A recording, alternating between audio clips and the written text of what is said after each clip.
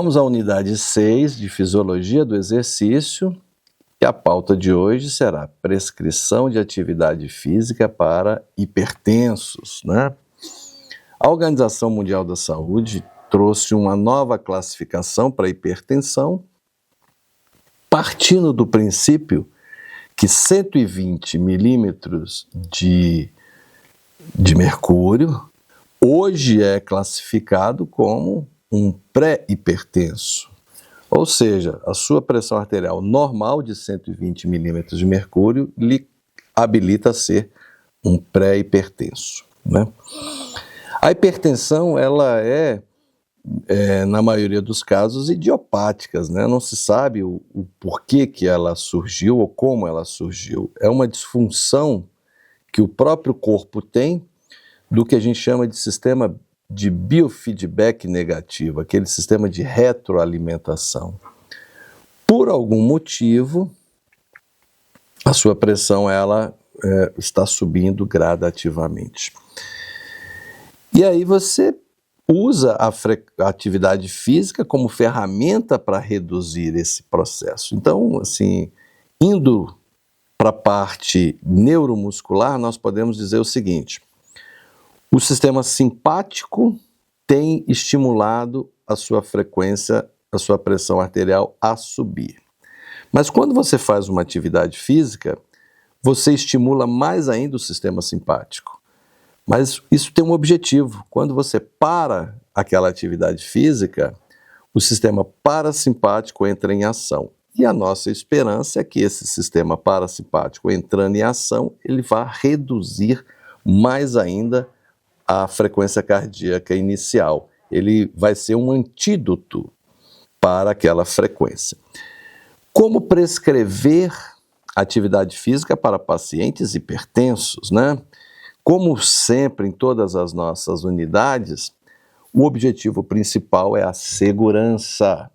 Prescrever atividade física, ela requer segurança.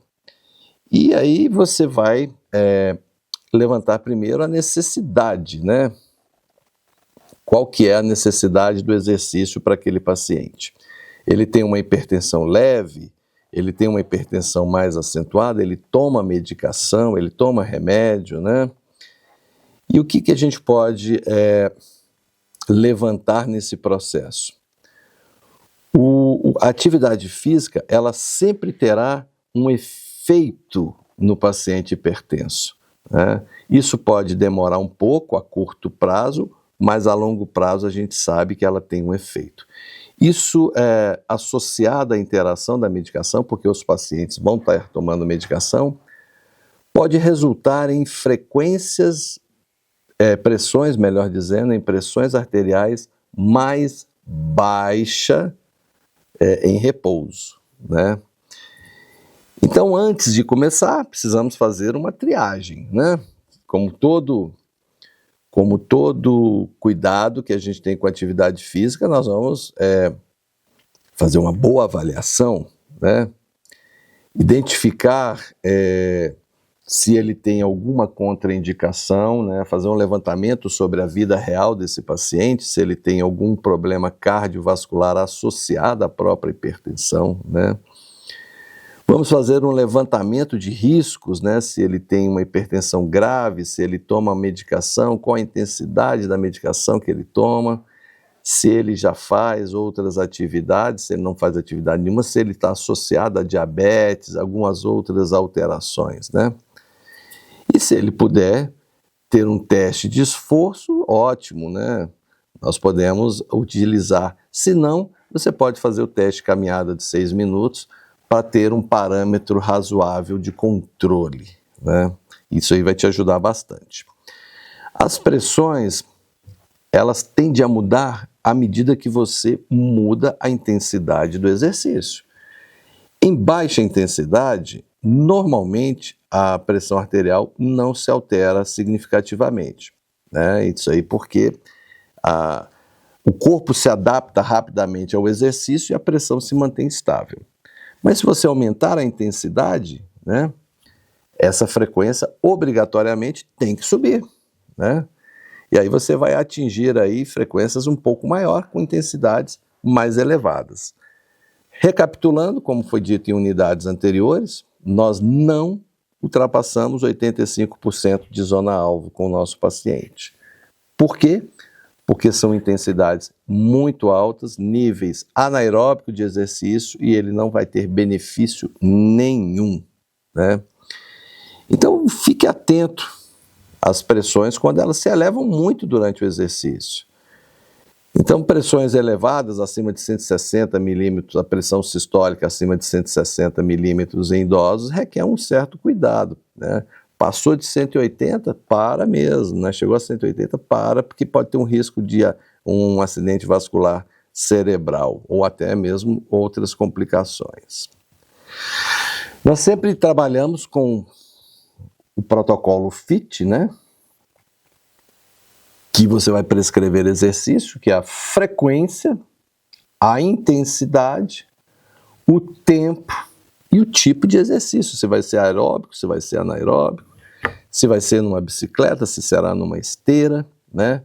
Você sempre tem que estar atento a essa modalidade, né? O que você vai fazer de exercício com o paciente, né? Normalmente eu recomendo que você escolha uma atividade que dê para você monitorar com certa facilidade. Ou uma esteira, ou uma bicicleta ergométrica vai te ajudar bastante a monitorar. Se você for fazer caminhada na rua, se prepare para fazer a monitorização junto com o paciente.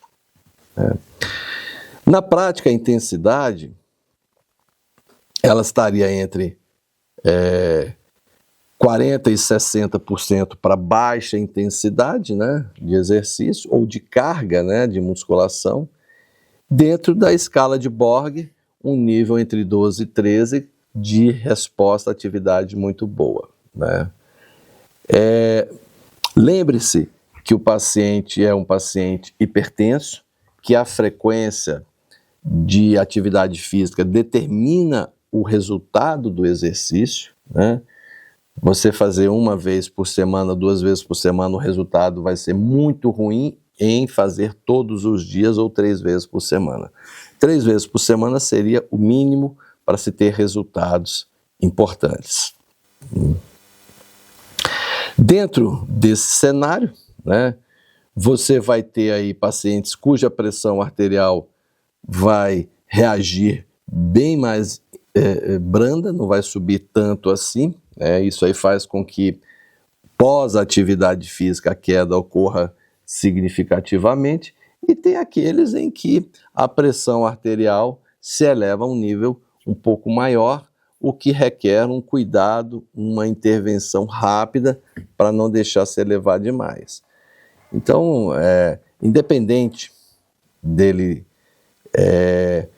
estar fazendo com você uma baixa ou média intensidade, o monitoramento e o acompanhamento dessa pressão se faz necessário, tá? Escolha o tipo de exercício, né? Então, um exercício aeróbico é um dos exercícios que tem resposta mais significativa para a hipertensão. Então, o exercício aeróbico é o recomendado, digamos assim, em termos, né? Com base na zona-alvo, você vai prescrever aí 30, 40 dias de atividade física para esse paciente, e depois ele vai fazer essa monitorização e acompanhamento numa academia sozinho, né? A musculação é uma que aumenta muito pouco a pressão arterial. Então você tem na musculação a segurança de fazer um exercício sem que a pressão se eleve tanto assim, que já é uma segurança para quem está começando aí, está com medo de intensificar algum exercício. Então eu posso alternar entre exercício aeróbico e musculação, né? Isso vai te ajudar bastante com os seus pacientes. Flexibilidade e mobilidade faz parte do processo, requer aplicação para o paciente. O bom é você montar uma sessão de exercícios que você possa trabalhar alternadamente os 3 elementos, né? Mais uma vez, enfatizamos aí modalidades como, por exemplo, o Pilates, onde você trabalha exercícios dinâmicos e de flexibilidade, né? Dando ao paciente aí uma condição metabólica muito boa, né?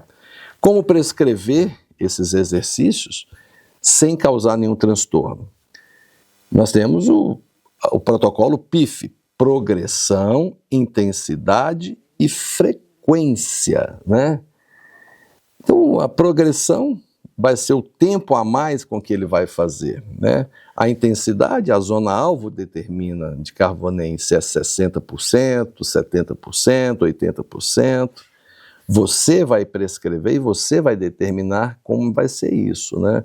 Naturalmente, sempre se começa com pacientes novos, baixa intensidade e de 3 vezes por semana, né?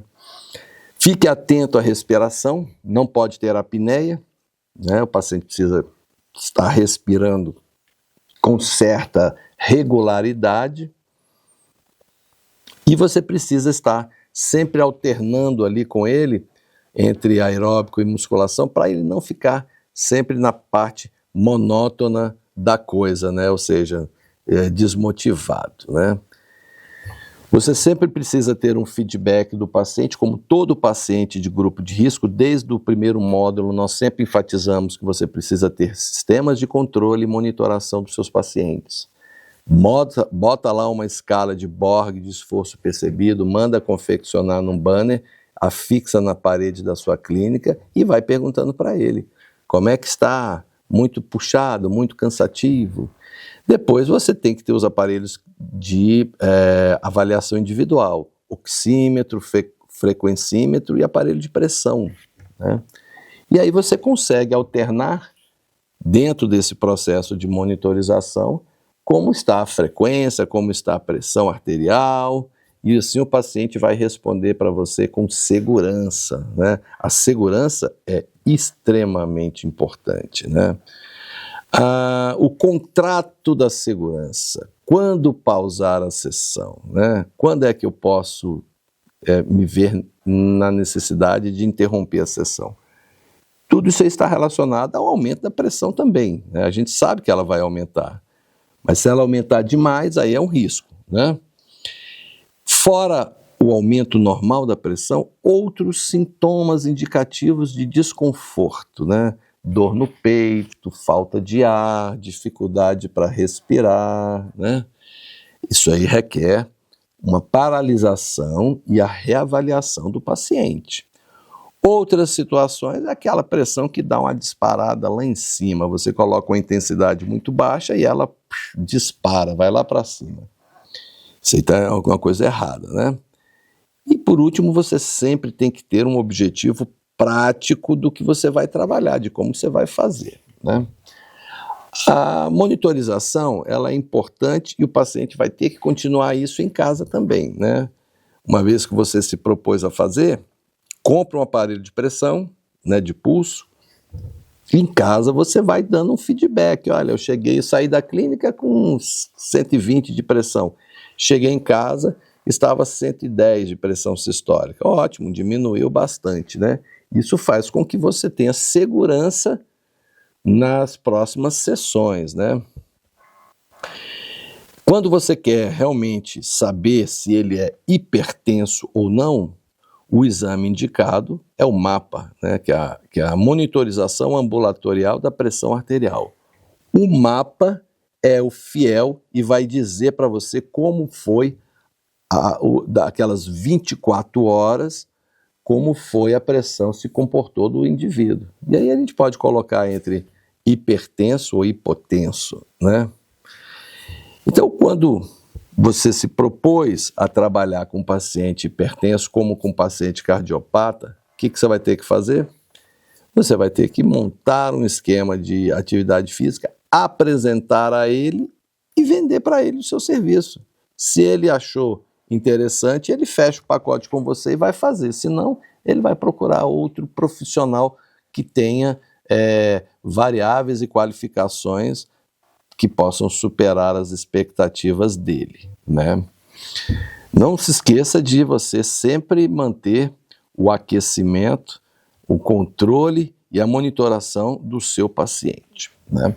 Você vai montar toda a atividade com pacientes cardiopatas, com pacientes obesos, sedentários, com fatores de risco e com hipertensão. Todos eles trabalham, nós vamos trabalhar a longo prazo.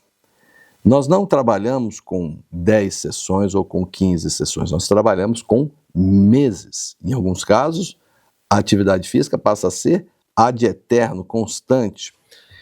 Então, os protocolos hoje, os programas de atividade física, tanto para cardiopata quanto para hipertenso, obeso, eles são de 1, 2, 3 anos que ele vai ficar com você, né? Então, não precisa ser tão rápido na progressão. Você pode ser mais lentamente, fazer uma coisa mais gradual, mais lenta. Por quê?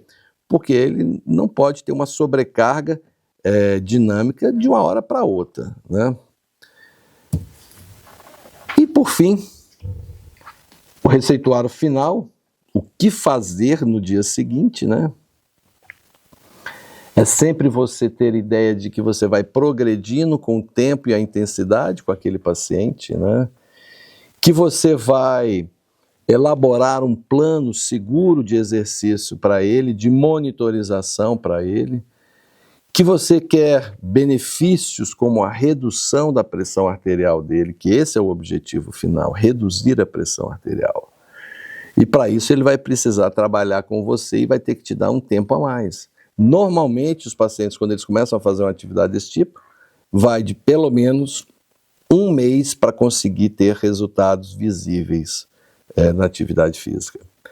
Não tenha receio, faça a avaliação bem feita e vamos agora colocar em prática. Vamos mãos à obra. E espero que tenham aproveitado e curtido todo esse conteúdo. Até a próxima, um abraço.